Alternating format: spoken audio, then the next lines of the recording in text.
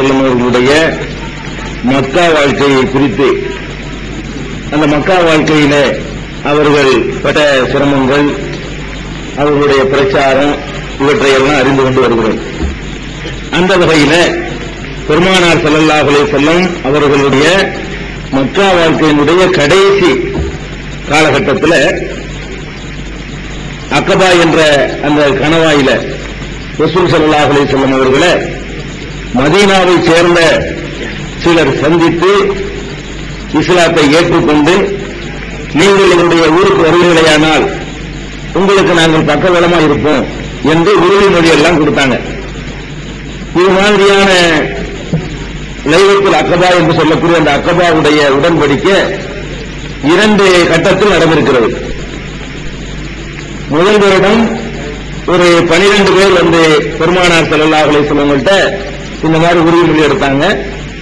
மறு வருடம் 70க்கும் மேற்பட்டவர்கள், சில ரிவாயத்தில் 70 பேர் வந்து இந்த உறுதிமொழி எடுத்தாங்க. இந்த ஆரம்ப காலத்தில் பெருமானார் ஸல்லல்லாஹு அலைஹி வஸல்லம் ஆரம்ப பிரச்சார காலத்தில் மக்காவிலே இருந்த முஹாஜிரின்கள், அவர்களை பற்றிய வரலாறுகள் தான் பரவலாக நம்ம சமுதாயத்துக்கு தெரியவே தவிர, மதீனாவுல கலாமத்து கொடுத்தாங்கல்ல, இந்த மாதிரி ஆதிகால அவங்களா கேள்விப்பட்டு வெளியே வந்து சொந்த ஊருக்காரங்க வரைக்கும் போது அங்கிருந்து கேள்விப்பட்டு வந்து பெருமானார் ஸல்லல்லாஹு அலைஹி வஸல்லம் சந்தித்து நாங்க எல்லா வகையிலும் ஒத்துழைப்பா இருப்போம்னு சொன்னாங்க இல்லையா, அந்த தியாகிகளுடைய பெயர்கள் கூட இந்த சமுதாயத்துக்கு தெரியல. அந்த அளவுக்கு இந்த வரலாறு வந்து மறைக்கப்பட்டிருக்கா இல்லை சொல்லாம விட்டாங்களான்னு தெரியல. அந்த தியாகிகளுடைய யாரெல்லாம் வந்தாங்க, அவங்க என்னென்ன மாதிரியான தியாகங்கள்லாம் செஞ்சாங்க, அவங்க அன்னைக்கு கலாமச்சு கொடுக்கலன்னா இப்படி ஒரு இஸ்லாமிய சாம்ராஜ்யம் உருவாயிருக்காரு. அவங்கள பற்றி உள்ள ஒரு சிலரை பற்றிய விவரங்களும் நம்ம தெரிந்து கொள்ளலாம். இந்த மாதிரி பெருமானார் ஸல்லல்லாஹு அலைஹி வஸல்லம் அவங்கள்ட்ட ஊரே விரட்டி அடிக்கும் பொழுது, எல்லாரும் புறக்கணிக்கும் பொழுது 12 பேர் வந்து உடன்படிக்கை எடுத்தாங்கல்ல மதீனாவிலிருந்து. அதுல முக்கியமான ஆளு அஸாத் பின் ஸராரா அப்படிங்கிற ஒரு சஹாபி. இவருடைய அபு உமாமா என்று ஒரு சொல்லுவாங்க. அபு உமாமான்னு 2 பேர் இருக்கிறாங்க. அபு உமாமா அல் பாஹிலின்னு ஒருத்தர், இவர் வந்து அபு உமாமா அல் ஹஸ்ரஜ் கோத்திரத்துக்காரர். இவரு இந்த முதல் 12 பேர் வந்து உறுதிமொழி இருக்கிறாங்களே அதுலயும் இருக்கிறாரு. 2வது 70 பேர் வர்றாங்களே அதுலயும் இருக்கிறாரு. இன்னும் சொல்ல போனா 70 ஆக்கிட்டு வர இவர்தான். இந்த 12 பேராக போனவரு இந்த 70 பேரை அழைச்சிட்டு வர்றாரு பாருங்க, அதுலயும் வந்து அவங்க அழைச்சிட்டு வர்றதுல ஒரு முக்கியமான பங்கு வச்சிருக்காரு. 2 அக்கபாவுடைய உடன்படிக்கையிலையும் பெருமானார் ஸல்லல்லாஹு அலைஹி வஸல்லம் அவர்களை சந்தித்தவர். அதே மாதிரி அந்த அக்கபாவில வந்து சந்தித்த 12 பேர்ல சின்ன வயசுக்காரர் வருவான். சின்ன வயசுல குழந்தைகள், இளைஞர், மற்றவங்க கொஞ்சம் பெரிய மனுஷங்க. இவர் ஒரு ஆள் தான் இளமையான ஒரு சின்ன வயசுக்காரர். இவரை பற்றி உள்ள ஒரு நிகழ்ச்சியை, இவருடைய வரலாறு தெரிஞ்சுக்கிறதா இருந்தா, காபி இப்னு மாலிக் ரலியல்லாஹு அன்ஹு பத்தி நம்ம அன்னைக்கு சொல்லியிருக்கிறோம்.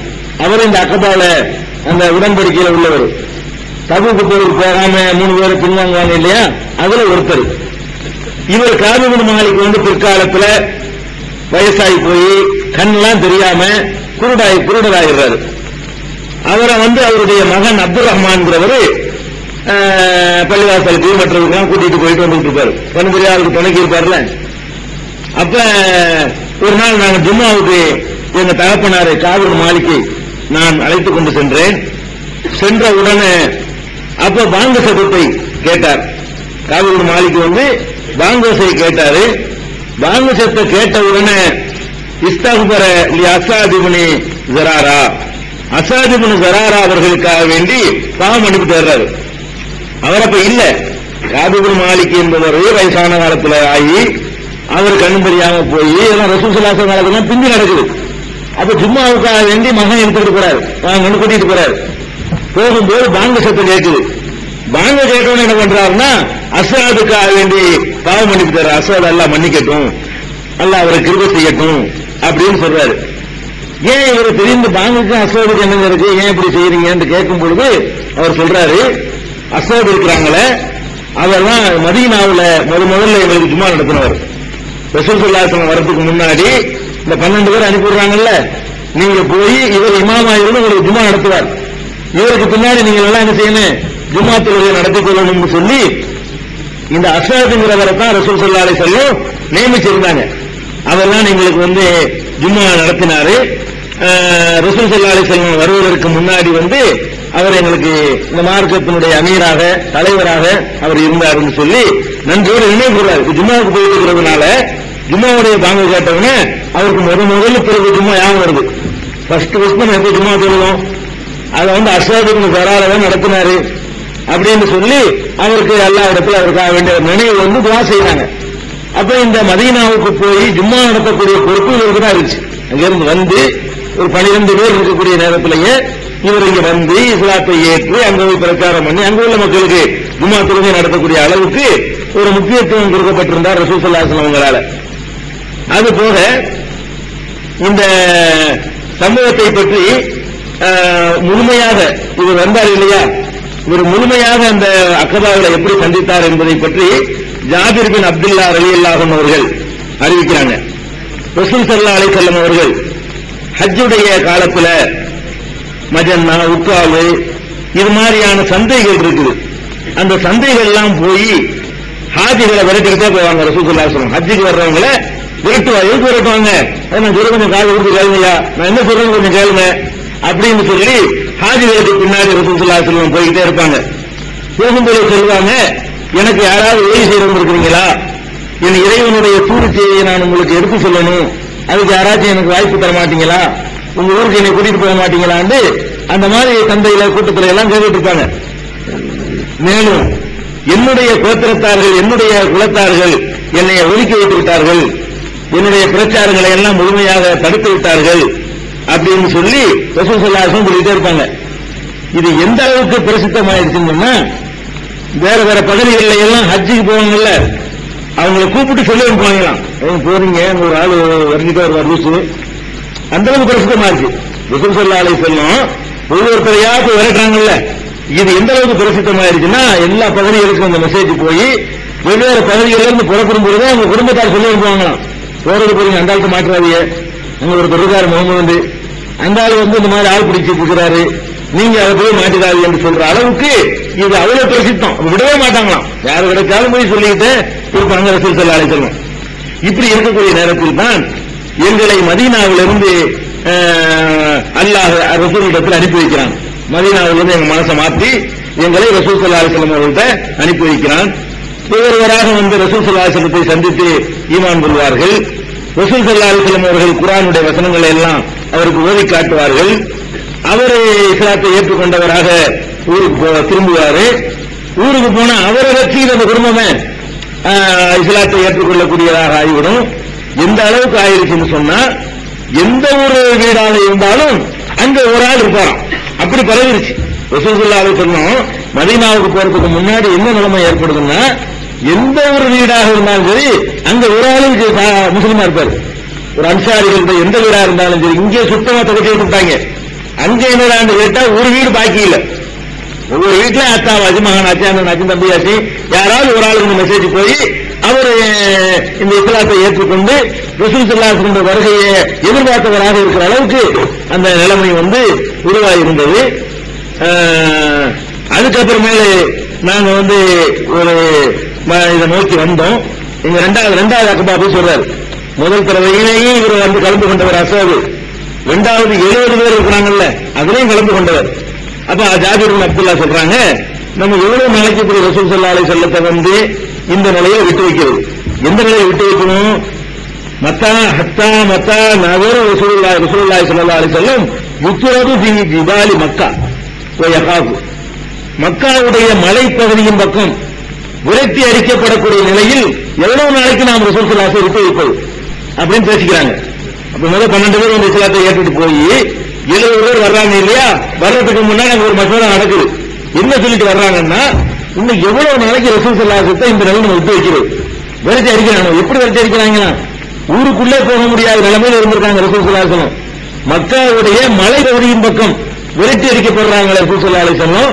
இதை எவ்வளவு நாளைக்கு நம்ம அனுமதிக்கிறோம், இப்படி விட்டுவிட்டு முடியுமா என்று நாங்கள் பேசிக்கொண்டோம் அப்படின்னு அந்த ரிவாயத்தில் வருது. அப்படின்னா எந்த நிலைமை இருந்து நீங்க பாத்துக்கலாம். அபூ தாலிப் இறந்த பிறகு ஹிஜ்ரத்துல் ரசூலுல்லாஹி ஸல்லல்லாஹு அலைஹி வஸல்லம் முஸ்லிம் ஆகுறாங்கன்னா எந்த கட்டத்தில் ஆகுறாங்க? சொல்வதற்கு ஒரு சின்ன வாய்ப்பு இருந்தா கூட சொல்லிடுவாங்க. அவங்க மக்காவுடைய மலை இருக்குல்ல, மலையில யாரும் குடியிருக்க மாட்டாங்க. அந்த மலை பகுதியில போய் பொருளை படுத்தணும், அவ்வளவுதான். ஊருக்குள்ள நுழைய முடியாது. ஊருக்குள்ள வராத அளவுக்கு ரசூல் ஸல்லல்லாஹு அலைஹி வஸல்லம் விரிக்கப்பட்டிருக்கிறாங்க. அந்த மீனா அரபா அந்த வெளிப்பகுதி இருக்குல்ல, அந்த மாதிரி பகுதிகளில் உள்ள இடத்துலதான் ரசூல் ஸல்லல்லாஹு அலைஹி வஸல்லம் தங்கிக்கிறது. அது மலையிலையும் பனியிலையும் எவ்வளவு நாளைக்கு ரசூல் ஸல்லல்லாஹு அலைஹி வஸல்லம் நம்ம விடுறது? ரசூல் ஸல்லல்லாஹு அலைஹி வஸல்லம் விரிக்கப்படுறாங்க, அஞ்சு நடுங்கிட்டு இருக்கிறாங்க. இப்படி நிலையை நம்ம விடக்கூடாது என்று நாங்கள் பேசிக்கொண்டு நாங்க ஒரு 70 நபர்கள் புறப்பட்டு ரசூல் ஸல்லல்லாஹு அலைஹி வஸல்லம் அவர்களிடத்துல வந்து சேர்ந்தோம். அப்படி சேரும் பொழுது ரசூல் ஸல்லல்லாஹு அலைஹி வஸல்லம் அவர்களோட அப்பாஸும் இருக்கிறார். அப்பாஸ் யாரு? ரசூல் ஸல்லல்லாஹு அலைஹி வஸல்லம் பெரிய தகப்பனார். அவர் இருந்தாலும் அவர் இஸ்லாத்துக்கு போய் வரல. அப்பாஸ் இருக்காரு. இந்த சம்பவம் நடக்கும்போது ரசூல் ஸல்லல்லாஹு அலைஹி வஸல்லம் பக்கத்தில் இருக்காரு. இருந்து அண்ணன் மகனாச்சே, தம்பி மகனாச்சே, அண்ணன் மகனாச்சேன்னு சொல்லி உறுதுணையாக வந்து நிற்கிறார் ரகசியமா. முதல் ஓடி போயிடுவாரு, கொஞ்சம் கொடுப்பாரு, ஓடி போயிடுவாரு. இவர் எந்த அளவுக்குன்னா இவர் பதில் போர்ல எல்லாம் அந்த அருகில இருந்து போர் செஞ்சவர் அப்பாஸ். இவர் இந்த நேரத்தில் இஸ்லாத்துக்கு வரல, ஹிஜ்ரத்துக்கு போகும்போது இஸ்லாத்துக்கு வரல. ரசூல் ஸல்லல்லாஹு அலைஹி வஸல்லம் பதில் போர்ல சந்திச்சாங்க இவர்களை. அப்ப அபூஜஹலோட சேர்ந்தா அப்பாஸும் வர்றாரு நிர்பந்தமா, ஒரு வழி இல்லாம. அந்த ஊர்ல இருந்தா கலந்து ஆகணுமே, அதுக்காக வேண்டி வர்றாரு. அப்போ இஸ்லாத்துக்கு வரவே இல்லை. அப்பாஸ் இஸ்லாத்துக்கு எப்போ வர்றாருன்னு கேட்டா மக்கா வெற்றிக்கு கொஞ்ச நாள் இருக்கும் போதுதான், அப்பதான் வர்றாரு. அதனால இந்த சம்பவத்தில் அப்பாஸ் இருக்காருன்னு முஸ்லிமார்கள் நினைக்க கூடாது. சொந்தக்காரர் அடிப்படையில் ரசூலுல்லாஹ்வுக்கு பாதுகாப்பு கொடுக்கிறார். அப்ப ரசூல் ஸல்லல்லாஹு அலைஹி வஸல்லம் அவர்களோட அவங்களுடைய சிறிய தகப்பனாரு அப்பாஸும் இருக்கிறாரு. இவங்க வந்து 70 பேர் வர்றாங்க. வந்தவன் அப்பாஸ் சொல்றாரு, என் சகோதரர் மகனே, என்னுடைய அண்ணன் மகனே, இந்த ஆளுக்கு யாருன்னு தெரியல. 70 வந்துருக்காங்க, இந்த ஆளுக்கு யாருன்னு தெரியல, அவனை பார்க்கணும்னு வர்ற மாதிரி தெரியுது. இவங்களை பத்தி மதீனாவுல உள்ள ஆளுக்குன்னு சொல்றாங்க. மதீனாவுல இந்த ஆளுக்கு நான் பார்த்த மாதிரியும் தெரியல. இவர் மதீனாவோட தொடர்பு உள்ளவர், கொஞ்சம் கவனமா இருந்துக்க. அவன் பயப்படுறாரு. அவரு இவங்க வேற நோக்கத்தில் வர்றாங்களோ அப்படின்னு பயம் போட்டு சொல்றாரு. சொன்ன உடனே அவங்க வர்றாங்க. அவங்க 70 பேரும் வர்றாங்க. எப்படி வர்றாங்கன்னா ரஜிதமானா இந்தவும் மின் ரஜில இன்னொரு ரஜிலைனி, மொத்தமா 70 வர முடியுமா? ஒரு ஆள் வர்றது, ஒரு 10 நிமிஷம் கழிச்சு இன்னொரு ஆளு, ஒரு 2 பேர் வர்றது, அப்புறம் ஒரு ஆள் 2 ஆள், ஒரு ஆள் 2 ஆளா வந்தோம். 70 பேர் எப்படி வந்து சேர்ந்தாங்கன்னா மொத்தமா வந்து அவங்க அட்டாக் பண்ணிடுவாங்க. அவ்வளவு கடுப்புல இருக்கிறாங்க.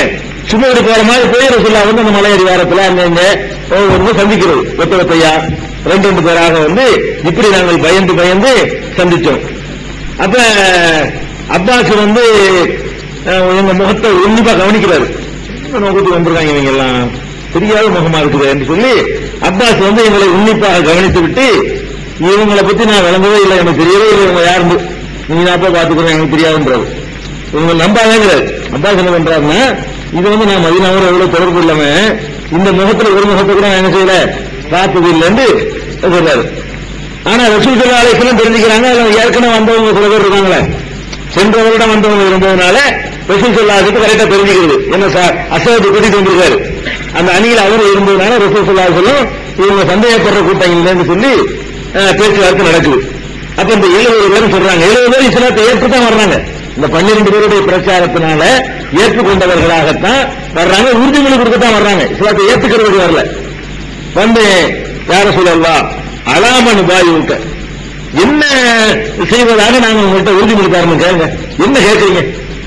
சும்மா சுத்திலாம் அழைக்க வேணாம். இப்ப நாங்க என்ன உங்களுக்காக செய்யணுங்கிறீங்க அது சொல்லுங்க. நேரடியாக விஷயத்துக்கு வர்றாங்க. அப்ப ரசூல் ஸல்லல்லாஹு அலைஹி வஸல்லம் சொல்றாங்க, துபாயூனி அல ஸம்இ வ தஆ, சரியத்து கட்டுப்படணும். நான் சொல்லக்கூடிய சொல்ல கேட்டு நீ என்ன செய்யணும், எனக்கு கட்டுப்பட்டு நடக்கணும்.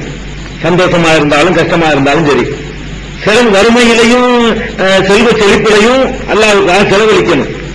நல்லதை ஏவணும், தீயதை தடுக்கணும். அல்லாஹ்வை பற்றி மார்க்கத்தை சொல்றவரை எனக்கு பயப்படக்கூடாது. நான் மதீனாவுக்கு வரும்போது எனக்கு நீங்க உதவி செய்யணும். உங்க பொண்டாட்டி பிள்ளைகளை காப்பாற்றுற மாதிரி என்னை காப்பாற்றணும். இப்படி பண்ணினீங்கன்னா உங்களுக்கு சொர்க்கம் இருக்குது அப்படின்னு சொல்லி இதான்ப்பா அக்ரிமெண்ட் இருக்கிறாங்க ரசூல் ஸல்லல்லாஹு அலைஹி வஸல்லம். அப்ப நாங்க வந்து பையத்தை உறுதிமொழி இருப்பதற்காக ஒருத்தா எந்திரிக்க ஆரம்பிச்சோம். உடனே அஸ்ஸாத் இருக்கார்ல, ஏற்கனவே முதல் டீம்ல வந்தவர், அவர் என்ன செஞ்சாரு, ரசூல் ஸல்லல்லாஹு அலைஹி வஸல்லம் அவர்களுடைய கையை பிடித்துக் கொண்டு, அவர் தான் அந்த 70 பேர்ல பின்னால பிடித்துக் கொண்டு பைய செய்ய விடாம தடுக்கிறாரு. நீங்க கொஞ்சம் அவசரப்படாதீங்க, மதீனாவாசிகளை மதீனா அந்த 70 பத்தி பேசுறாரு. 70 என்ன பேசுறாருன்னா, மதீனாவாசிகளை நம்ம அவ்வளவு தூரத்துல இருந்து சிரமப்பட்டுக்கிட்டு இந்த பணிகளையும் குறிகளை பயந்துக்கிட்டு அஞ்சுக்கிட்டு இதை தேடி வந்திருக்கிறோம்னு சொன்னா அல்லாஹ்வுடைய ரசூல் என்று தெரிஞ்சாலும் வந்திருக்கிறோம், வேற நோக்கத்துக்கு வரல. அதாவது பையத் செய்ய நல்லா யோசிச்சு செய்யணுங்கிறார். நாம அங்கிருந்து சிரமப்பட்டு கஷ்டப்பட்டு வியாபாரம் பண்றீங்க வரல, வேற ஒரு உலக லாபத்தை அடைகிறதுக்காக வரல. நாம இவர் அல்லாஹ்வுடைய தூதர்னு திட்டவட்டமா தெரிஞ்சுக்கிட்டோம்.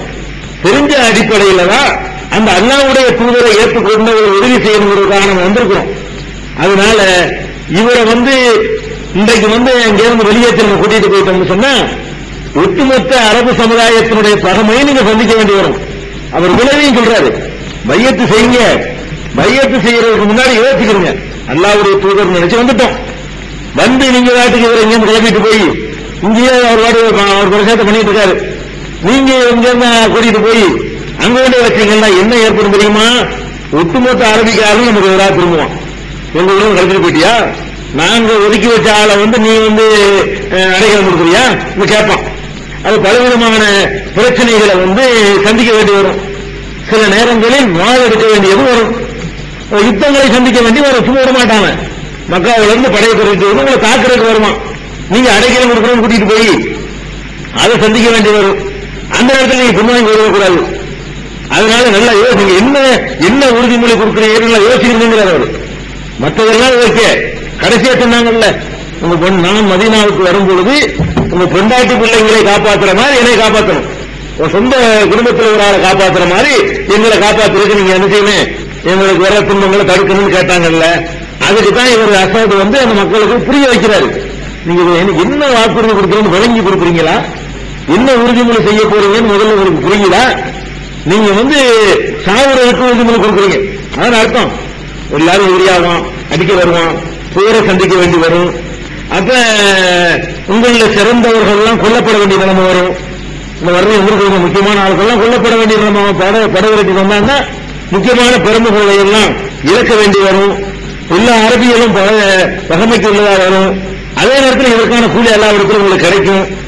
அதே நேரத்தில் நீங்க உண்மையிலே இதெல்லாம் விளங்கி இப்படிதான் வருமோன்னு பயம் இருக்குமானால் இப்போ உடச்சி சொல்லுங்க, அல்ல அதை மன்னிச்சுக்கிறோமா.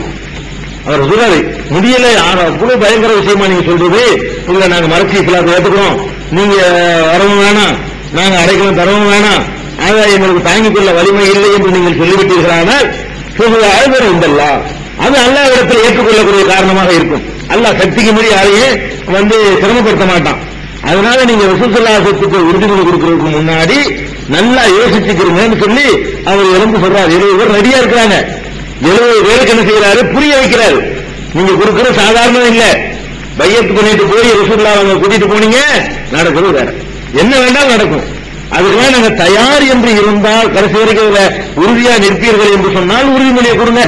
இல்லைன்னா இப்பவே சொல்லிட்டு போயிருங்க, அல்ல மன்னிச்சுக்குவோம், அதை எங்களுக்கு முடியாது, நாங்க ஏற்றுக்கணும் இஸ்லாத்தை, உங்களை கொண்டே வச்சு எங்களுக்கு தாங்க முடியாது, அந்த சுமை எங்களுக்கு ஏற்றுக்கிற முடியாதுன்னு சொல்லிட்டு போயிருங்க அப்படின்னு அவர் சொல்றாரு. அப்புறம் அசாது அவர் சொல்லி முடிச்ச உடனே எல்லாரும் எந்திரிச்சு நின்று கொண்டு, அசாதே உன்னுடைய கையை எடுக்கலாம், கையை விட சொல்ல, கையை விடு, எதுக்கு நீ பிடிச்சிட்டு பயிற்சி தடுக்கிற, நாங்க இந்த உறுதிமொழி செய்வதற்கு பின்வாங்க மாட்டோம், செஞ்ச பிறகு ஒரு கட்டத்திலே நாங்க அதை மீறவும் மாட்டோம், தெரிஞ்சுதான் நாங்க செய்ய வந்திருக்கிறோம், ஒன்னும் தெரியாம ஒரு கூட்டுத்தனமா அந்த பைய செய்ய வரல. அதனால நாங்க கடைசி வரைக்கும் நாங்க என்ன செய்வோம், அதை உறுதியா நிற்போம். ஆனா ரசூல் ஸல்லல்லாஹு அலைஹி வஸல்லம் எங்களுக்கு சொர்க்கம் கிடைக்கணும்.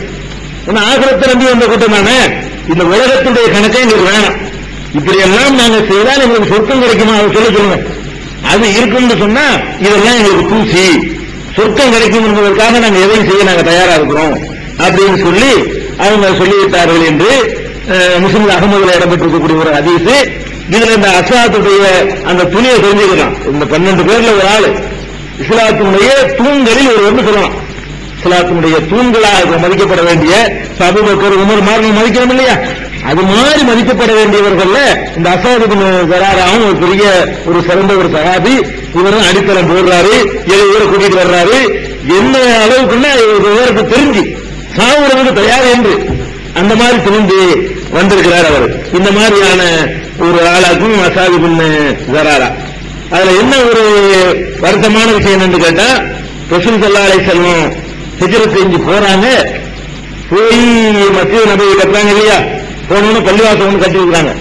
அந்த கட்டுமான பணி நடக்கும் பொழுதே இவர் இறந்துடுறாரு. கடைசி காலம் வரைக்கும் இருக்கலாம். எல்லாம் ஹிஜ்ரத் பண்ணாங்க, யாரெல்லாம் பண்ணாங்க, உலகத்துல இல்லாத அனுபவிச்சு வச்சான். எத்தனையோ பேர் வந்து தங்களுடைய அந்த கஷ்டத்துக்கெல்லாம் அந்த உலகத்திலே ஒரு பரிசு கொடுத்தான். அது கூட ஒரு ஹதீஸ்ல வரும். அவர் முஸாப் இருக்கார்ல, முஸாப் இப்னு உமைர், அவரை பத்தி சொல்லும் பொழுது ஹிஜ்ரத் செஞ்சு எல்லாரும் போனோம், நிறைய பேர் ஹிஜ்ரத் செஞ்சு போனோம், போகும்போது எல்லாருக்கும் போனோம். ஆனா ஹிஜ்ரத் அந்த தியாகத்தினுடைய பரிசுகளை எல்லாம் இந்த உலகத்திலேயே எல்லாரும் அடைஞ்சுக்கிட்டோம். எல்லாரும் அடைஞ்சுக்கிட்டோம். ஹிஜ்ரத் செஞ்சு போன பரிசுகளை எல்லாம் எல்லாரும் அடைஞ்சுக்கிட்டோம். இந்த முஸாப் இருக்காரு, அவர் அவ்வளவு பெரிய பணக்கார குடும்பத்தில் இருந்து கூட எல்லாத்தையும் இழந்துட்டு வந்தாரு. வந்தா அவர் கொல்லப்படுறாரு பத்ர் போர்ல, ஓடி போர்ல. அவரை வந்து அடக்கம் பண்றதுக்கு அவருக்கு இருந்த ஒரே ஒரு போர்ல, காலுக்கு போத்தனா தலைக்கு பத்தல, தலைக்கு போத்தனா காலுக்கு பத்தல. எதை அனுபவிக்காமல் சென்றவர்கள் இருக்கிறார்கள். இந்த ஹிஜ்ரத் செஞ்சு விட்டு துன்யாவுல எதை அனுபவிக்காம மொத்தமா ஆகிரத்துக்கு சேர்த்து வச்சுக்கிட்டவங்களும் இருக்கிறார்கள். துன்யாவில் அனுபவிச்சு இழந்தவர்கள் நாங்களும் இருக்கோம். அப்படின்றதுதான் இந்த முஸாப் சொல்லுவாங்க. அது மாதிரி அன்சாரிகள்ல எல்லாரும் நஸ்ரத் பண்ணாங்க. முதல் நஸ்ரத் பண்ணவர் வந்து எதையும் அனுபவிக்கல, அல்லாஹ்வுக்காக செஞ்சாரு. அவருடைய எந்த ஒரு உள்நோக்கம் கற்பிக்க முடியாத அளவுக்கு ரசூல் ஸல்லல்லாஹு அலைஹி வஸல்லம் வர்றாங்க, அரவணைக்கிறார், பள்ளிவாசல் கட்டுற பணி நடக்குது. அந்த கட்டுமான பணி நடந்துகிட்டு இருக்கும் பொழுதே அவர் வந்து இறந்துடுறாரு. மதீனாவுல ரசூல் ஸல்லல்லாஹு அலைஹி வஸல்லம் போன பிறகு இறந்த முதல் மனிதர் இவர் தான். ரசூல் ஸல்லல்லாஹு அலைஹி வஸல்லம் மதீனாவுல காலெடுத்து வச்ச பிறகு ஃபர்ஸ்ட் இறந்தவர் யாரு? அஸ்ஹாப் இப்னு ஸராரா தான். மதீனாவுல ரசூல் ஸல்லல்லாஹு அலைஹி வஸல்லம் தொழுத முதல் ஜனாசா தொழுகை இவருக்கு தான். போன உடனே ஜனாசா தொழுகை முதல்ல தொழுவது இவர் தான் தொழுகிறாங்க. இப்படி ஒரு இந்த மாதிரி தியாகிகள் இன்னும் வளர்ந்துள்ள இஸ்லாம்ங்கிறது எல்லாத்துக்கும் தயார்னு வர்றாங்க. சொந்த ஊர்ல வரிசடிக்கப்பட்ட ஒருவரை அல்லாஹ்வுக்காக ஏற்றுக்கணும். நாம வச்சானா ரசூல் ஸல்லல்லாஹு அலைஹி வஸல்லம் இவருக்கு என்ன இருக்குன்னு யாருன்னு தெரியாது. அந்த ஊர் வேற, இந்த ஊர் வேற, இவங்களுக்கு எந்த உறவும் கிடையாது, எந்த நட்பும் கிடையாது. எதுக்காக வர்றாங்க? அல்லாஹ்வுடைய தூதர், அல்லாஹ்வுடைய மார்க்கம் இது, ஏற்றுக்கிறதுக்கு என்ன வேலை வேண்டாம் கொடுக்கலாம்னு சொல்லி அப்படி எல்லாம் முன்வந்ததுனாலதான் இந்த மார்க்கம் இன்னைக்கு உலகளாவிய அளவுல வியாபித்து நிற்குது. அப்படிப்பட்ட தியாகி அஸ்ஹாப் இப்னு ஸராராங்கிறவர். அதே மாதிரி உஸைத் இப்னு ஹுலைர் அப்படிங்கிற ஒருத்தர், அவரும் அந்த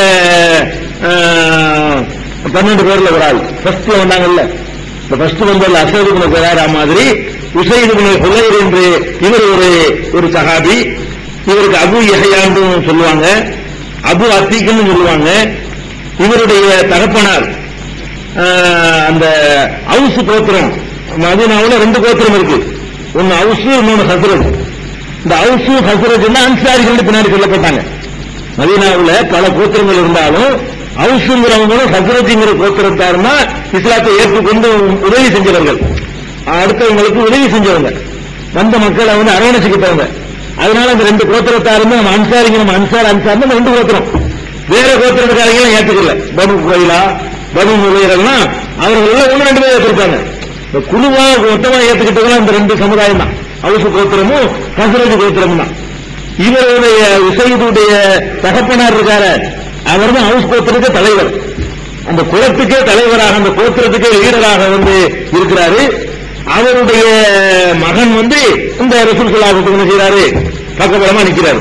அந்த மாதிரியான நல்ல எப்படி ஆட்கள்லாம் வர்றாங்கன்னு பாருங்க. சாதாரண ஆட்கள் வரல, இப்படி ஆட்கள்லாம் வர மாட்டாங்க. எப்பவுமே நினைக்கிறீங்க, எப்போதுமே நீங்க தீனுக்கு வர்றது, சத்தியத்துக்கு வர்றது இருக்க, இப்படி ஒரு லீடர்ஷிப்போட அந்த தங்க வச்சுட்டு இருக்கிறாங்க, அவங்க வரமாட்டாங்க. அவங்க எல்லாம் இழக்க வேண்டி வரும். அழகான ஒரு பகுதி, ஒரு அந்தஸ்து, ஒரு சமுதாயத்துக்கு தலைவர். அந்த கால தலைவர்னா கிறிஸ்து கொண்டு தாண்ட மாட்டாங்க. தேர்தெல்லாம் கிடையாதுங்க, அவர் தலைவர்னா அவரும் தலைவராக இருப்பாரு. அப்படிப்பட்ட ஒரு காலம். அந்த மாதிரியான ஒரு தலைமை பதவி அவர் இருக்கும்போது அந்த பதவி அவர் தகப்பனுக்கு பிறகு மகனுக்கு தான் கிடைக்கும்.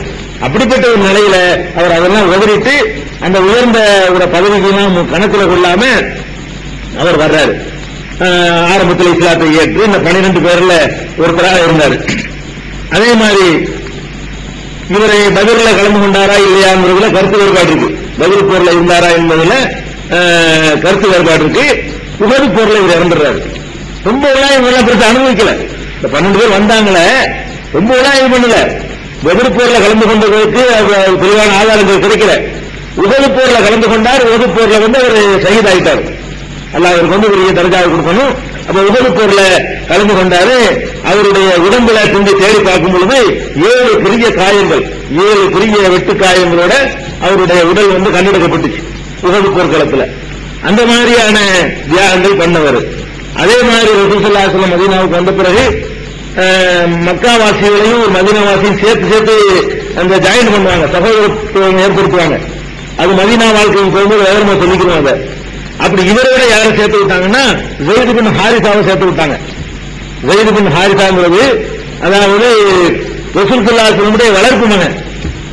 வளர்ப்பு மகன் இஸ்லாத்துல இல்லைன்னு அது இல்லாம போச்சு. ஆரம்பத்துல ரசூல் ஸல்லல்லாஹு அலைஹி வஸல்லம் இவரை தான் எடுத்து வளர்த்தாங்க. எல்லாருமே இவரை ஸைத ரசூலுல்லாஹ்வுடைய மகன் சொல்லுவாங்க. அல்லாஹ் அதை கண்டிச்சுட்டான். அவங்களை யார் பெற்றாங்களோ அவங்க தான் தகப்பன், வளர்த்தவங்களுக்கு தகப்பன் சொல்லக்கூடாது. புதுவோகம் ஆபாயிகம், அவங்க பெற்ற தகப்பன் பேரால தான் நீங்க அவங்களை கூப்பிடணும். அக்ஷத் இந்தல்லா, அதான் அல்லாஹ்விடத்துல நேர்மையான ஒரு முடிவு என்று சொன்ன உடனே அப்புறமேல் ஸைத் பின் ஹாரிஸான்னு அவரை அத்தா பேர்ல சொல்ல ஆரம்பிச்சாங்க. இருந்தாலும் ரசூல் ஸல்லல்லாஹு அலைஹி வஸல்லம் இவங்களை ரொம்ப பிரியம். தனக்கு பிரியம், அதாவது ஆம்பளை பிள்ளை இல்லாததுனால மகன்கிறது இஸ்லாத்துல கிடையாது. ஆனா அந்த அளவுக்கு இவர் மேல என்ன செஞ்சாங்க, ரசூல் ஸல்லல்லாஹு அலைஹி வஸல்லம் பிரியம் வச்சிருந்தாங்க. ரொம்ப பிரியம்னா அந்த மாதிரியான ஒரு பிரியம் சொல்ல முடியாது. அவ்வளவுக்கு அவர் மேல முகபத் வச்சிருந்தாங்க. அவரை இவருக்கு சேர்த்துடுறாங்கன்னு பாருங்களேன். அதாவது ஸைத ஹிஜ்ரத் செஞ்சு வந்த உடனே அப்ப ரொம்ப பிரியமான ஆள, ரொம்ப முக்கியமான வேண்டிய இடத்துல சேர்த்து விடுவாங்க நல்ல ஒரு இடத்துல. இவரை உசைதுக்கு தான் நினைச்சாங்க, இவரை நீ சகோதரனா வச்சுக்கப்பான்னு சொல்லி இந்த ஸைத் பின் ஹாரிஸாவை உசைத் பின் ஹுதைர் ரலியல்லாஹு அன்ஹு அவங்கள்ட்ட தான் ஒப்படைச்சாங்க. இவரும் ஆதி காலத்துல இந்த இஸ்லாத்தை மதீனாவுல வேரூன்று செய்வதற்கு தூணாக இருந்தவர். ஹிஜ்ரத்துக்கு போறதுக்கு முன்னாடி அங்க அஸ்திவாரம் போட்டவங்கலாம். ஹிஜ்ரத்து போய் லேசா இருந்துச்சு. எந்த அளவு லேசா இருக்குன்னா வாழ்த்து பாடல் சொல்லி வரவேற்கிறது வாசல் நிக்கிறாங்க. அந்த அளவுக்கு லேசாகி வச்சிருந்தாங்க. உள்ள நுழையும் போது போய் எந்த கஷ்டமே இல்லை, வீட்டுக்குறான் இருக்கலாம், ஊரே திரண்டு வந்து வரவேற்கிற அளவுக்கு ஒரு செட்டப் நடந்துச்சுன்னா அதெல்லாம் இந்த மக்கள் செஞ்ச ஏற்பாடுகள், இவங்க பண்ணது. இவங்கெல்லாம் துவா செய்யணும், அதுக்காக தான் சொல்லி காட்டுறது. அதே மாதிரி ஜாபிர் பின் அப்துல்லா, இந்த ஜாபிர் பின் அப்துல்லா வேற, இப்ப இன்னொரு ஜாபிர் பின் அப்துல்லா இருக்காரு. இந்த ஜாபிர் பின் அப்துல்லாங்கிறவர் அன்சாரிக்காரரு. இவரு இந்த 12 பேருக்கு முன்னாடி ஒரு 6 பேர் வந்திருக்கிறாங்க. அது ஒரு பெரிய ஒரு நிகழ்ச்சியாக யாரும் குறிப்பிடுறது இல்லை. இந்த 6 பேர் தான் 12 திரும்பி வருது. அந்த 6 யாரும் இந்த 6 பேர் திரும்பவும் 12 அப்படி மொத்தமா இடம் பெற்றதுனால இந்த 6 பேர் வருவாங்க. ஹிஜ்ரத்துக்கு 3 வருஷத்துக்கு முந்தி அதுல உள்ள ஒரு பெரியவர் 6 பேர் முதல்ல ரசூல் ஸல்லல்லாஹு அலைஹி வஸல்லம் சந்திப்பாங்களே. ரசூல் ஸல்லல்லாஹு அலைஹி வஸல்லம் அவங்க சந்திக்க மாட்டாங்க, ரசூல் ஸல்லல்லாஹு அலைஹி வஸல்லம் விரட்டி பிடிப்பாங்க. அப்புறம் பிடிச்ச 6 பேர் இவர் வராரு. இந்த 6 பேரும் திரும்பி 12 பேர் வரும்போது வர்றாங்க. அப்ப இவர் இந்த 6லையும் இருக்கிறாரு. 12 இருந்தவர் யாரு? ஜாபிர் பின் அப்துல்லா என்பவர். இவரும் அந்த அக்கபத்தல் ஊலாவில் கலந்து கொண்டிருக்கிறாரு. அது மாதிரி இவர் ஒரு முக்கியமான ஆளு.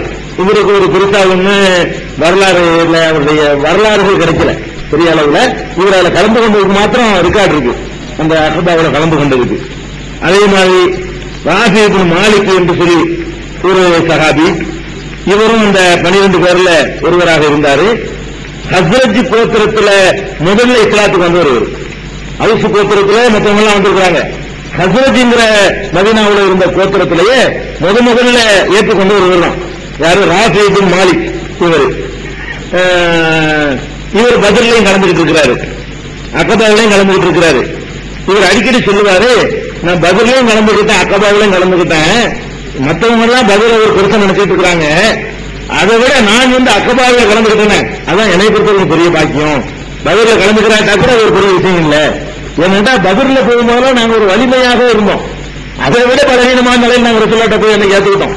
அந்த நேரத்தில் இருந்த அந்த வீரம், அந்த துணிச்சல், அந்த அர்ப்பணிப்பு மனப்பான்மை எல்லாம் அதுக்கு பின்னாடி தான் இருந்திருக்க முடியாது. அவ்வளவுக்கு ஒரு பியூரோட நாங்க போய் ஏற்றுக்கிட்டது எதுன்னு கேட்டா அக்கபாதான். எந்த நாளையும் இல்ல.